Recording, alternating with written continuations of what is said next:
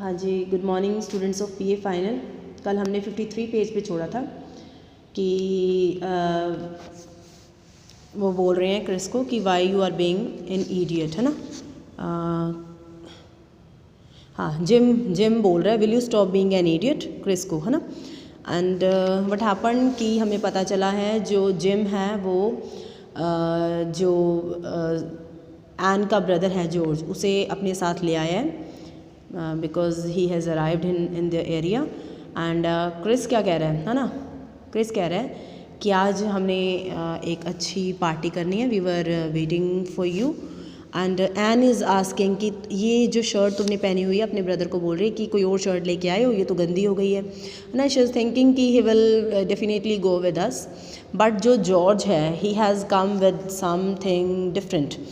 उसे अपने फादर से उसकी बात हुई है and he is totally against the Joe Keller and all of them are talking with each other.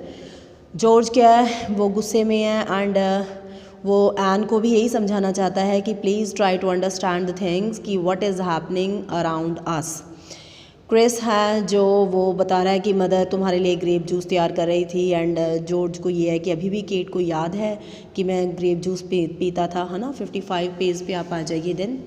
55 page पे भी वही उनकी बात चल रही है।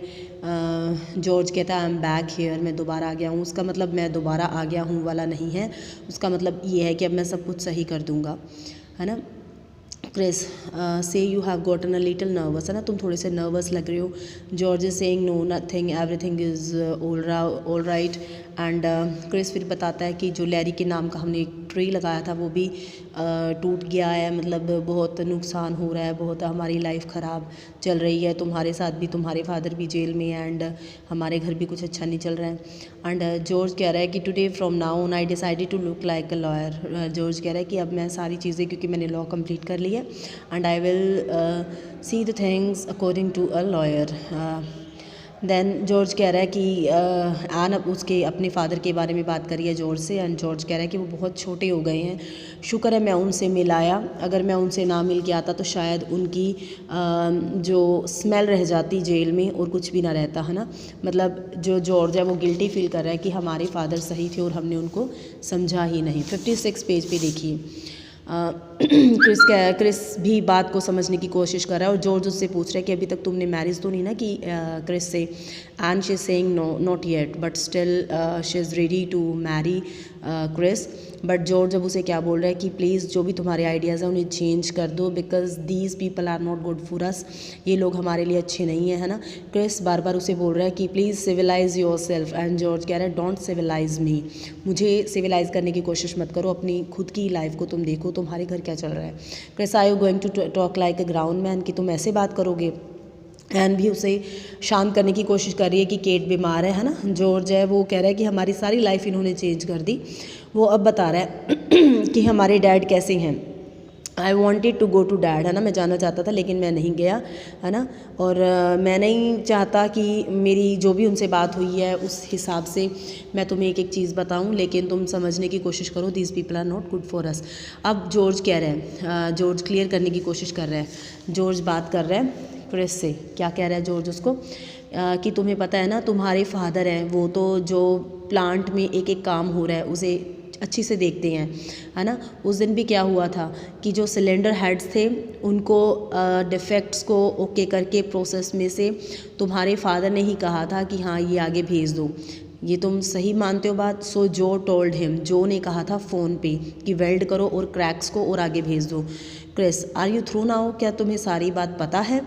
George I am through now, मुझे सब पता है। डैड डर गए थे एंड जो ने उन्हें ये सब बताया कि जो सिक है और उसे एकदम से फ्लू हो गया, वो प्लांट में नहीं आ सकता, इसलिए उसने टेलीफोन पे मेरे फादर को, स्टीव को बोल दिया कि तुम ये वेल्ड कर दो जो भी क्रैक्स हैं और आगे भेज दो। एंड जो केलर है उसे पहले से ही पता था कि कोर्ट में ये फ़ोन कॉल को प्रूव करना मुश्किल होगा और मैं बच जाऊंगा। जॉर्ज कहता है कि तुम्हारे फादर तो बहुत ज़्यादा स्मार्ट है ना, क्योंकि अब मैंने लॉ कर लिया, I came to know everything. And George the court, है ना। अब क्या है 58 पेज पे देखो। George the court didn't know your father but you know, है ना। जॉर्ज क्या कह रहा है, कोर्ट तुम्हारे फादर को नहीं जानता पर तुम्हें तो पता है ना तुम्हारे फादर कैसे हैं।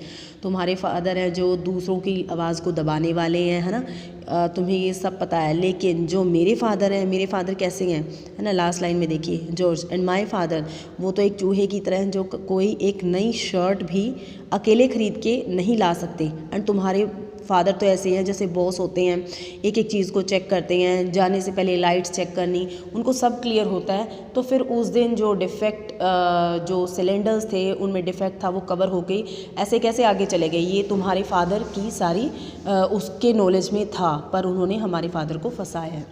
क्रिस कहता है कि मेरे फादर ऑन हिज ओन, ठीक है, तुम्हारे फादर हाँ दबकू हैं, तो ये भी तो हो सकता है कि तुम्हारे फादर इतने डरते हैं कि उन्होंने ब्लेम अपने पे लिया ही नहीं, मेरे फादर पे डाल दिया। जॉर्ज कहता है कि Chris you are a liar to yourself, तुम अपने आप से झूठ क्यों बोल रहे हो, तुम्हें भी पता है क्या हुआ होगा, है ना। हमारे रिकॉर्ड्स अभी तक ठीक है तो अब कैसे ख़राब हो जाएंगे। George, because you believe that the truth. Chris, I believe everything, I thought you did but today I heard it from the mouth, है ना। कहता है जॉर्ज कहता है मैं हर चीज़ को मान रहा था कि मेरे फादर गलत है, लेकिन आज मैंने अपने फादर से उनके मुंह से सारी बातें सुनी तो मुझे भी अपने फादर पे कुछ विश्वास तो है ना। उनकी आंखों में आंखें डाल के मेरी सारी बात हुई है, तो आई डोंट थिंक सो कि मेरे फादर इतने भी गलत हो सकते हैं, है ना।